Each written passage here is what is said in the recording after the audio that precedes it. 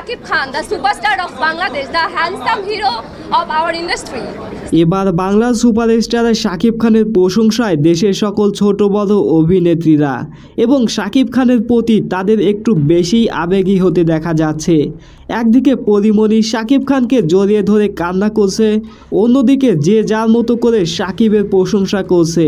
সেমন্ত সৌমি কি বলেন শুনুন তার মুখ থেকে।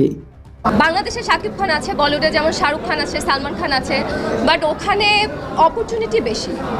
এক সাংবাদিক তাকে প্রশ্ন করেন শাকিব খান বাংলাদেশে নায়িকা পায় না বলেই বিদেশ থেকে নায়িকা নেয়, এ বিষয়ে আপনি কি বলেন? তখন এই অভিনেত্রী বলেন শাকিব খান যদি আশেপাশে নজর দেয় তাহলে অনেক নায়িকা পেয়ে যাবে। শাকিব খানের আশেপাশে একটু চোখ দিতে হবে, কারণ বাংলাদেশে অনেক সুন্দর সুন্দর মেয়ে আছে। ভাই রে, এখানে সে কোনোভাবে নিজেকে ইন্ডিকেট করতে চাচ্ছে না তো কমেন্টে জানান।